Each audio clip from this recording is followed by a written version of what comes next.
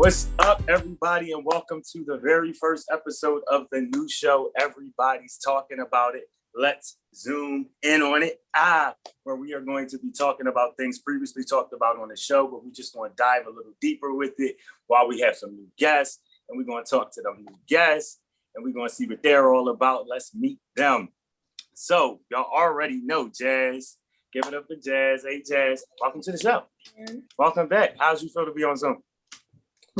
Oh, bring back memories. Not in a good way. Yes, and we had a good conversation last time. You ready to go back in? I am. Okay. Already know Rodney. Give it up for Rodney. Hey, Rod. Yo, what's up, everybody? Good to see y'all. Look at you on Zoom. Look at you on. Man, this is my seat every day. Well, listen, this is a conversation I know you hype about. Yeah, some things to be said. Absolutely. You know, my cousin, my personal assistant, SHAWNIECE, my heart, give it up for her. She's going to be here just moderating and being around us and throwing her opinion in and out of there. What's up, Sean? Hey. You good? So next we got my cousin, who is a recent graduate of the Princeton School, the university, my boy SHALOM, STEWART. Give it up for him. What's going on, everybody? How y'all doing? How you feeling? I'm good, man. I'm good. Now, I know you was ready to preach us under tonight, so no. Come out of what book? No, I'm not. No preaching tonight, man. We all real. We all business tonight, man. Okay. And then we got my auntie mom. You're going to be hearing me call her auntie mom, Aunt Shirley, throughout the conversation. She is my best friend and my brother's mother that I've known forever. We've been in each other's life for 30 years. Give it up for the beautiful Pastor Shirley Gilchrist of the New Faith Baptist Church. Hey, auntie. Hello, how's everybody? You look great. Good. Well, thank you, son. Well, you ready for the night? You ready to talk? Listen, I'm ready. And then last but not least, moderating this conversation all the way from the Juice Box Podcast. Give it up for my friend, my homie Juice. Thanks, Juice. How you doing?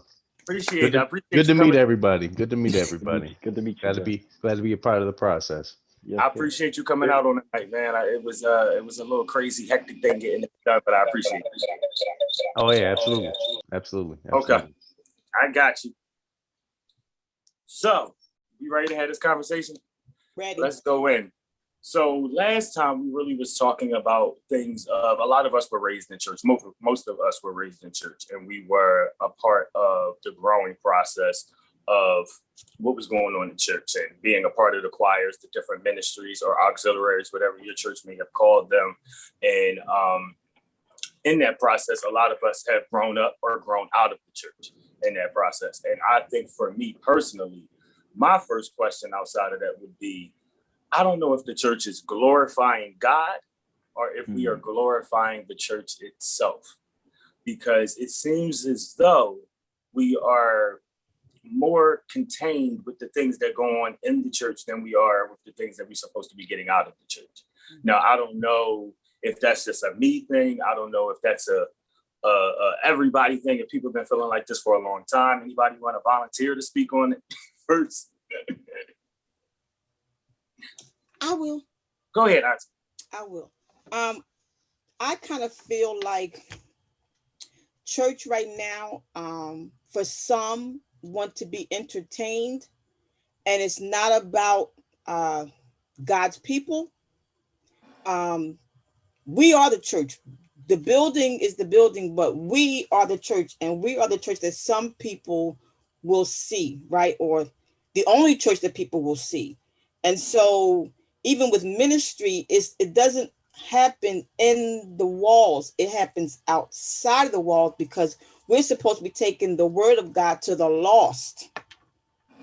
And I think that's gotten lost in the whole politicalness, I think, of church or churches, if you will. It's something happened. Something went awry somewhere. I just don't know where. Shalom, I think you would have something to say about that. Like, where your take on that? What do you think? Where you Oh at? man, I agree. I think it might be, and maybe I don't know if this goes deeper, but we have to. I think the church, when you're talking about it, I think we have to keep in mind just our perspectives may not be the only perspective of what church is, right? Mm. So you have politically speaking, and Pastor, you mentioned that I think it's definitely been politicized. But when you think about the history of specifically the Black church, for instance, the Black church has always been involved in politics, if you will. It's always been involved in what's going on in the social sphere. It's always been involved in even what's going on in the economic sphere. At one point in time, a writer by the name of W.E.B. Du Bois, he said that the church was the Negro center. And so everything came out in the Black community of the church. Has that changed? Absolutely, that has changed. And so I think that just to try to keep it short, I think that the church has gone, it's become more concerned about itself, but also its perspective of God. And in that, it has developed and it has kind of made God, and this is weird, right? So stay with me. It's made God into an idol. And what I mean by that, it has turned, it's not worshiping God, but our own idea of who we want God to be, or who we say God is, or who we perhaps may have made God to be. And also, we also glorify ourselves because when you put politics into it, you have some churches that are more so interested in themselves and what's going on inside the church. But then you also have churches who are more consumed and kind of conform to this. I might get some flake from other people, but you have people who are concerned too much with what's going on in the world. And so we have in a sense that it conforms and lets the world change it, opposed to it influencing and changing the world. So wow, that's what I was thinking. That was my exact thoughts, like when it came to how I view it. Mm-hmm. Rodney, Jazz, any thoughts? Oh, listen. So first of all, let's go back real quick. Think about how the Black church started, right? Mm-hmm. So back in slavery days, you had the white man and the plantations. Right. And so the Black people had no authority anywhere. But the only place where we could go and do our own thing amongst ourselves was church. Mm-hmm. So, which is a great thing, right? Mm-hmm. But since that's the only place where we could go to commune with each other, then in that space, that's where the Black man decided, well, this is the only place where I have authority. Wow, that's good. Yep, that's it. This is the only place where I have authority. So that's where the negativity started to creep in. Okay. Now you're talking to I'm talking personally now. Now you have a person like me who has been the brunt of like church hurt, because I believe that in this space, in this building where the Black man first gathered, where he could have a little bit of authority, now he abused it in this building. And now you have people, now that's when you have church being worshipped and not the God being worshipped, the image being worshipped and not the God being worshipped. So that's my take on it. Look at where church came from. Yeah. And you're right. And that's where I was just about to say that, because then we got to the point of glorifying the man himself that represents the church. It's a problem almost. We almost get to that point where we don't know the difference of if our pastor is supposed to be our shepherd or our God, almost, where it kind of gets scary to me. Yeah. Like I know that to be honest with you, I've seen pastors with more security on them than TD Jakes. So it's like, or more than a celebrity. It's a lot. We're Jazz, I see you itching. No, I was just gonna say that I think that for me, it kind of comes down to people's relationship with God. I think that's at the core of it for me. Like Aunt Shirley said, that people go to church to be entertained, which I think is majority true. I mean, even when we were in high school and going to church, like we were all involved in something. I feel like that was like, oh, I can't miss church today because I have to do this, and that, you know, or I have to be a part of this, I have to be a part of that. And a lot of that was a part of the entertainment aspect of it. But as I've gotten older, it's like, okay, as Ashley said, like a lot of church doesn't need to take place in a building. A lot of it actually takes place. We are the church, it's the people. So as I've developed my own personal relationship with God, and that has consistently grown over the years, then I can actually say, okay, I don't need to be in that building. I could be in this building, or I could be outside. Either way, you should be able to see God in me. Or yes, you may represent your church, but I represent God. I don't represent the building. You know, it's nice to be a part of, it, but I don't have to be a part of this to have a relationship with God. And I think that's another thing, like the church is something to be a part of, and it's not a bad thing. Right. But I think a lot of people tend to get caught up in that as well. Like, oh, I'm a part of this, so let me do this, let me do that. And there's nothing wrong with acting accordingly when there are. It's a cult. She wants to say it's a cult. I don't want to say it's a cult. It's cultish. But I'm glad that you brought that up because, and that's why I brought Aunt Shirley on. I was happy that Aunt Shirley became a part of this because she always told me that you can't worry about the church. You have to worry about your relationship first. You have to have a relationship with God because that's going to cancel out all of that. That's going to take all of it. You won't even see that. You won't hear that. You won't pay that no mind once you focus on why you're there in the relationship you have with God. And that was one thing I've always carried with me. It was like, no matter what nobody thought, no matter how, anybody else felt about you within the church or who they thought you were in the church, you had a personal relationship because that's what's going to matter at the end of the day when it's time for you to get up out of here and when you got to go to your next life, that judgment. You got to make sure that you got that relationship because he ain't going to want to hear nothing different of why you couldn't or what happened and all of that because it ain't no begging at that moment. You got to have a relationship down here. Stay with me. I'm preaching, but I'm going to let y'all go ahead. But, oh, wait, my god brother, Daryl, Pastor Daryl Roberts is here too. Say hello, Daryl. Shalom, l'chaim. Praise the Lord. I just wanted to say hello to you. Hey, Pastor. Thank you for joining us. I know you got it. You're on the go and everything like that, but I appreciate you being a part of this. If you, I know you. Listen, it's good. Chime in at any moment. Listen, from what I heard, it's good already. Yeah, at any moment. Especially what Jazz just said. Ain't she something on the low? About not being. Listen, that not being in the church to do stuff is probably the best place not to be is inside of the building right now. Lord have mercy. So my next question would be because speaking of having a relationship with God, when you think about it, why is it that it never counts when you give your life over to God if it's not in front of an audience or if it's not in front of the congregation? People feel like you haven't accepted God. That's a lie. Okay. Could you repeat that question one more time?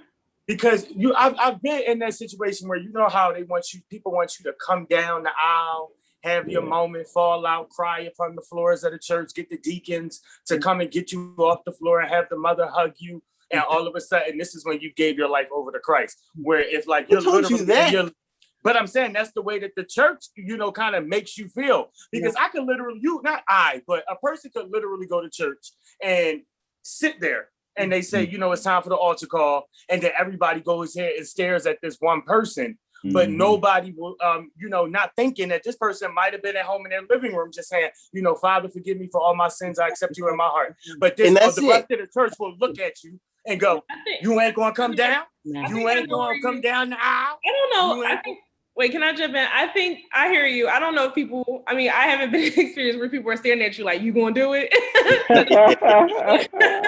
But I do agree. Like when it's the altar call, I remember when I did it, I was 16 or 17 at Gospel Temple. And I remember I was sitting there talking to Amber and I was like, all right, Amber, you gonna walk down there with me? But I was scared because I don't like to do anything. I'm pretty shy. So to have to get up in front of all those people was a lot for me. Mm-hmm. And I sat there for a long time before I did it, because I'm just like, this is too much for me. Like, why do I need to do this? But then again, it wasn't a bad thing, but it's like, this is more so for my relationship with the church people, not with God. Like, I didn't have to be a part. I didn't have to do that to have a relationship with God. I already had one. And as I've said, like, it constantly develops. But like, so doing that is like, it can be intimidating. Just in general, because everyone's looking and, you know, people are clapping, like you said, the mothers are hugging you. You know, it's a lot. But at the same time, it's like, what is this really for? And I think that's what it comes down to. People need to like recognize. My question. I think that, is it fair to say, oh, I did this to have a relationship with God? No, I think I did it. My friends were there. Like, you know, I think there were a lot of things that like subconsciously I didn't think about. Oh, I've been going to this church. I've been like becoming a part of these things. I do want to continue to be a part of this. So like, oh, let me have my altar call moment. But I probably didn't need that. I think that a big part of that comes to my mind. At first, I never was a fan of it, because I wasn't comfortable when I did it. But in doing it, there's something about walking down the aisle from the people that if you look at it in the one side, it can be it can prompt one to be like, okay, yeah, I'm out here, I'm making that declaration symbolically that I'm accepting Christ and I'm not ashamed. However, I think that what has happened, what has gone wrong, is that we've taken something that was done historically and has become more of a thing of tradition, and we turned it into something else that's sacred. And traditional things can be sacred, so don't get me wrong, but not everything traditional that's turned and considered a sacred thing to a people or just a group of people, like the church community, rather, is not necessarily sacred in the eyes of God. And so I think we've turned that thing into something more than what it is, and it has become an issue. And also, point two is that I don't think the church has done a good job in teaching what salvation, the salvation experience is. You know, if you believe in your heart and confess with your mouth the Lord Jesus, I surely say. And so with that, it says that with the heart one believes, and with the mouth one confesses. And so really the majority of the work of the event of one's salvation is in here, is in the heart. Absolutely. Out of that, you this make is Bible study. I love it. So it's more so an experience of agreement than one agreement between one confessing that, hey, whatever I heard from the word, I make that declaration. I agree. I confess Jesus is Lord. You're right. I need God. Right. You're right, Holy Spirit. But we don't teach that, and I think we don't teach that because we don't know that, and for the majority of us don't know that. And so, like all things that goes unstudied and untaught, you lose direction. Yeah. It's not. Go ahead, Aunt Shirley. Say it. Well, what I had to do at New Faith is I kind of went back, right? So with Jazz said, with going, to the front of the church and all that, and that's great, but a lot of people have gone to the front of the church and didn't even understand what that was, right? So it's, and I gotta say it over and over again, it's about your own personal relationship with the Father. No one can tell you what that is. It could have happened in the bathroom, wherever, but it's personal. So I think with going in front of the church, it was more like over time, your history and all that, it was showing community, like we're a family now. And so they did it, we do it that way. And I kind of teach at New Faith, like even when they come to church, you didn't come for me. You are coming to the house of God, one, to pray. We're here to worship, right? And you're here to have an encounter with the Holy One, not with me. Because I'm striving every day. I got my own situation and all of that, but the Lord gives me a word to encourage his people and love on his people. But you come to the house of God to have an encounter with the Spirit. I agree. Go ahead, Rodney.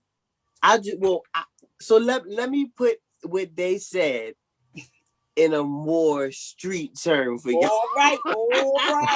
No, so basically, and so Maurice, you know how I am. Mhm. When the church is right, I stand up for them, but when they wrong, I look at them like they crazy. Mhm. So, and I'm not singling you and Jazz out, but based off of what y'all said, here's how I look at it.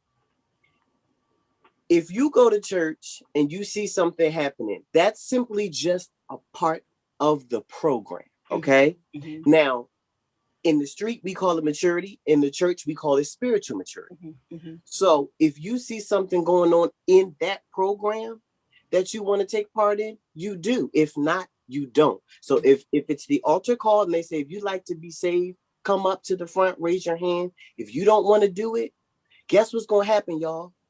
They're going to move to the next part of the program. So that's when your spiritual maturity kicks in and say, well, this was just a part of the program. I don't have to take part of it. But if I go to my friend or my mother or my auntie and I want to tell them I want to get saved, that's how I'm going to do it. Now, so with that being said, it's kind of like the people who point out things in the church all the time, and I'm not singling y'all, I'm just saying, when people say that the church is always doing da-da-da-da, it's just about spiritual maturity. You eat the meat and you spit out the bones. When some of us, when we want to hang out and go to the club, right? Sometimes they fight at the club. It's shootings that happen at the club. All kind of things that happen at the club. But you go to the club because you want to get you a little vibe, dance a little bit, and then you want to go home. And that's the same thing at church. Stuff happens at church. When those priests were molesting boys and all kind of stuff happens in the building of the church. But maturity says, I'm going to eat the meat and spit out the bones. What's not for me, I don't have to accept. You see what I'm saying? If you choose not to, and that's not what I'm saying though. See, the problem is not so much of being able what we're receiving, what it's given. It's how it's given. It's almost like if you don't, this is what will happen, or you won't be included. It's almost like this isn't a reward or an incentive to be a part of it. It's like sometimes church have like an initiation process for you to be a part of it, so it kind of shuns people away. Like if you go to a church and sometimes you'll say, oh, I have to be scheduled to be at these classes in order to be a full member of the church or to join anything of the church, or I have to give this amount of money to this organization in order to have my name put in the situation. It's so many different stipulations and things to be a part of the Ark of Covenant when it comes to the church, though. That's where my issue and things come, where it kind of scares off the new members. Yes, it's about tradition, it's about things like that. But like me and Shirley just said, our home pastor just celebrated an anniversary. If you have these things where your pastor's been the pastor for 40, 50 years and all of this, and you're charging members $200 and all of these things to come, that scares other members off because it's like a stipulation, like, or you're not a part of this if you don't come, or you don't do this, they look at you in a certain way when you're there. It's a lot of things that go about that kind of makes people run away from being saved or being that. So it's kind of like, why not just sit home and just receive the word from TD Jakes or from Joyce Meyer or from anybody? You know what I mean? Why do I have to run to the church house to hear you say that I have to give you $50 or my house won't be blessed this week? Or I got to hear you say if I don't come down the aisle today that my children won't be saved and all of that. These are the things that ministers have said on their platforms or on that pulpit. So now we're supposed to feel like, oh gosh, should I not go home and try to turn on my lights because the man just said that, if I don't get $50 to the church, my house ain't going to be, saved, or my house won't be blessed, or you know what I mean? That's where the problem comes in. It's like an enforced thing. Right. It goes back to what Rodney, what you were saying, bro. You said you mentioned the word earlier, authority. And I think we haven't done the work. We have to go back to doing the work to find out where that attitude of authority comes from. Paul said something interesting, and I think, y'all correct me, I think it came from either 1 Corinthians or 2 Corinthians, but it's the 4th chapter, right? Y'all correct me, we wouldn't know. He's talking about, y'all go to church too. He said something to, in fact, he's talking about himself in Apollos. He says, we are ministers of the gospel, stewards of the mysteries of God. And if we're stewards, we ought to be found faithful, right? And so here's the interesting part that I, and I always go back to that because I think it's important for a church attitude. And what I mean by that is that the church has taken an attitude. I don't mean to beat on the church because the church is important, but Absolutely. I think as a member of the body of Christ, I have a responsibility when I have the opportunity to tell it like it is. And so I think we've taken an attitude, not all churches, but some, and some Christians even have taken lay members have taken the attitude of ownership opposed to stewardship. And see, here's the difference. The difference is when I own something, I handle it and I handle anything that comes with it any old kind of way, right? But when I steward something, I have the knowing that it's not mine.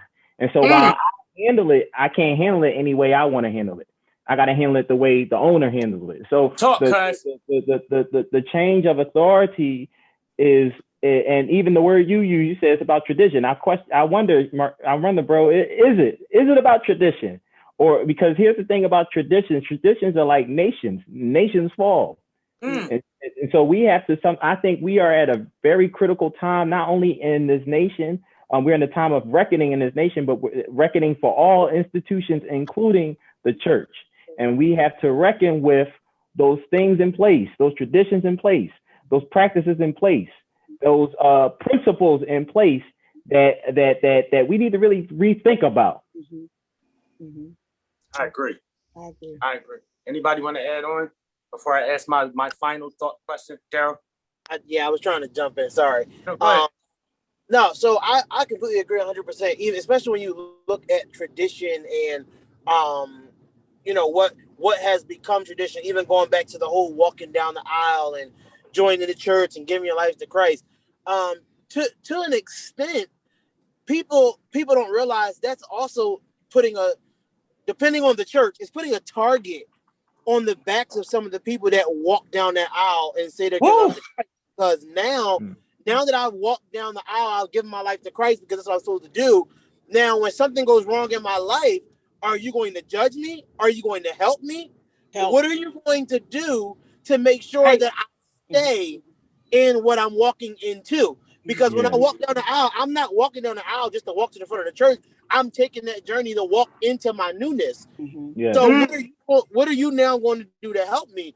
And so when it comes to tradition or doctrine or whatever the case may be, we look at it as, these things can last for a moment, but the church has scrutinized it and jacked it up.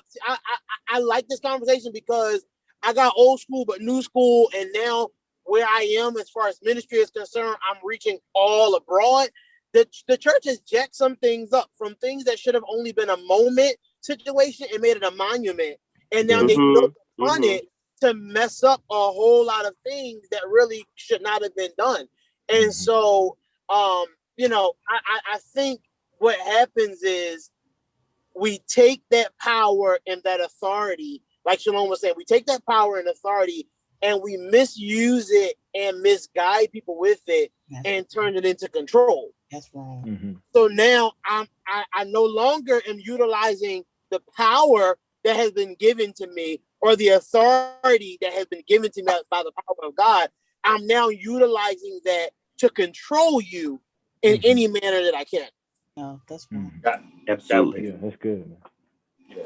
That's my bishop.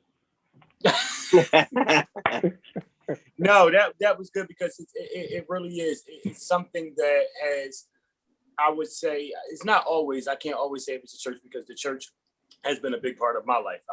I've been a part of my home church all of my life, and my pastor has been one of the most influential people in my life when it has come to his word and the things that he's shared and given and over the years. So I know that certain things are tradition. I know certain things are the way that the church works. It's just certain things we just can't get over. And that's not shunning my foundation or my salvation. It's just something that I think the conversation is necessary so that the people out here who don't understand that will understand, because like I said, I've been a part of the church for a while, so I know how things work. But a lot of people out here that's missing the message or not getting it is because how it's being given. and they can't receive it in that way.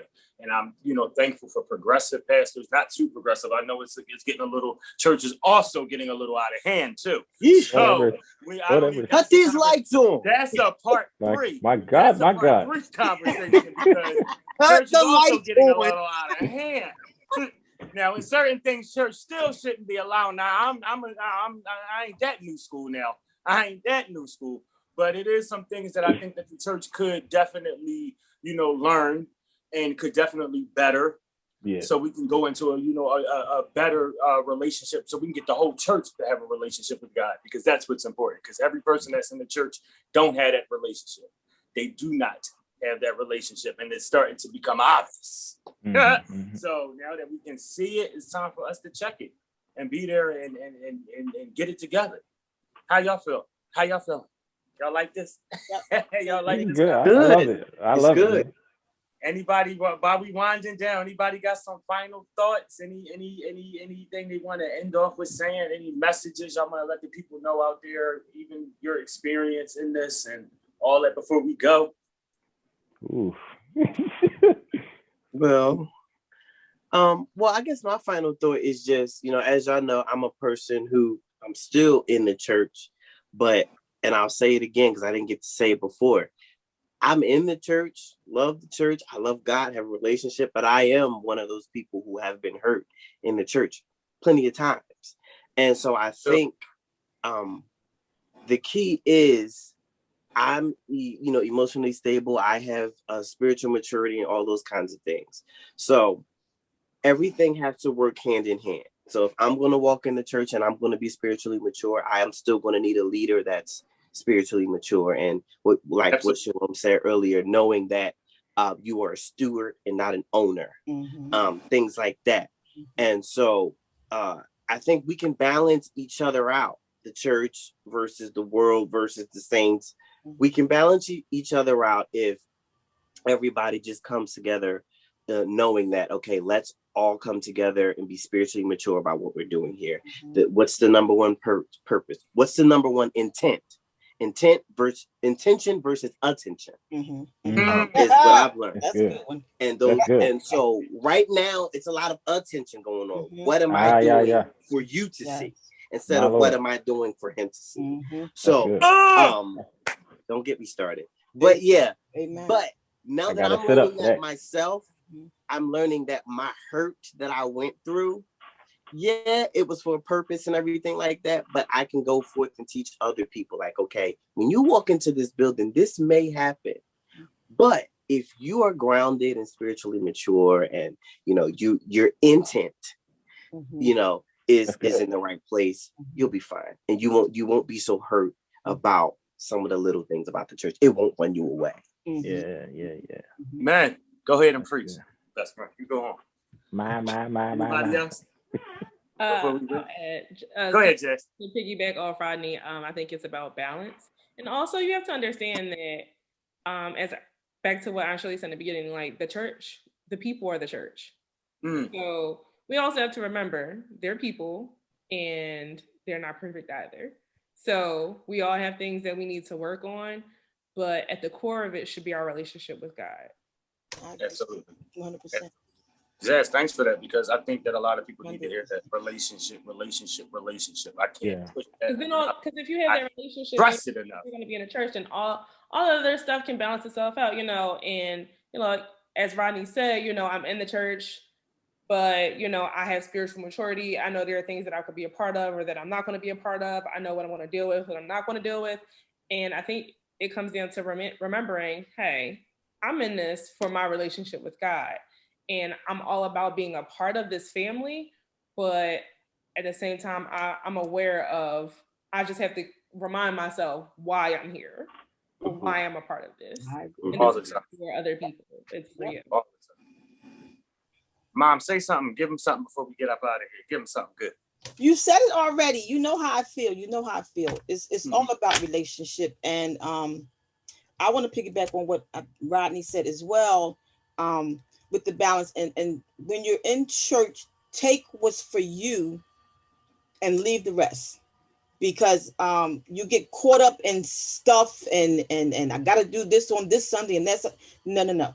If you're not going to see and meet the master or to be with him, then it's all for naught. It's all for naught. So we have to start teaching as leaders.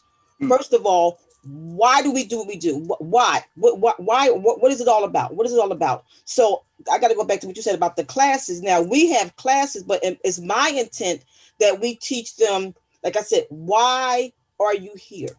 What is it all about for you? And we dialogue. I mean, it takes sometimes hours, but I want them to understand that you don't have, listen, being a disciple of Christ is not carrying a Bible 24 hours a day. It is not saying God, Jesus, Lord all day. That's not what his intent for us was. Be real with yourself, because anything else is going to make you whole. Yeah. Be real with yourself, because God will do the rest. He will do the incline. He will do the maturity. He will do all of those things if you allow him to do it through your heart. I teach all the time. Your flesh can't please God anyway. Unless you have the Holy Spirit in you, it's all for naught. And he said in his word, he will not place his word onto man. He puts it in your heart. And that's what he looks at. That's what he looks at. And I'll leave it at that. Yeah. That's right. All right, last two. Y'all last ones, Daryl or Shalom. Y'all got something before we get up out of here? Yeah, three things that come to mind and hearing y'all speak of relationship and balance, and that's authenticity that's needed in the church, not just to not just for the church to start practicing more, but to being real with yourself, as Pastor said. Next is faithfulness. And I think the church does a lot of things, but we have to understand that still the word is the word. The word says that it's by our faith that God's pleased with us, right?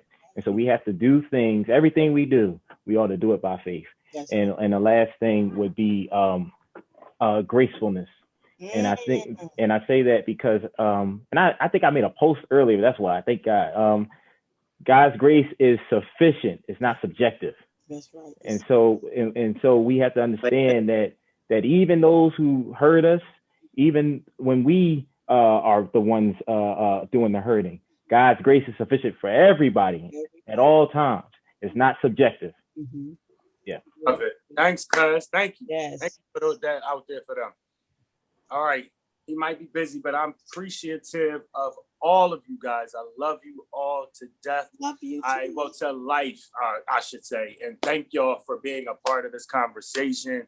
And I'll see you guys. But to everybody out there, this is what this episode is about. I understand a lot of people run away from the church. A lot of people have been a part of the church and ran away when they had bad experiences. I've been hurt by the church myself, but I've been able to find strength and family that I've made from the church, and run to them and talk to them and confide in them and share my thoughts, and been able to grow in love and in God. And I think that that's the most important, is to find your relationship, to find yourself in God. If anything, you have to find yourself. Your relationship does not have to be proper. I go to God as if he's my best friend, as if he's my brother or anything. I just go to him as I am. So that's how you got to go sometimes. So just do it. And tell me how it works out. Comment and let us know how it was when you tried them. So we'll talk to you. We'll see you on the next episode of Everybody's Talking About It. Let's zoom in on it. Give it up for my guests. Thank y'all. I appreciate it. We out. God bless you.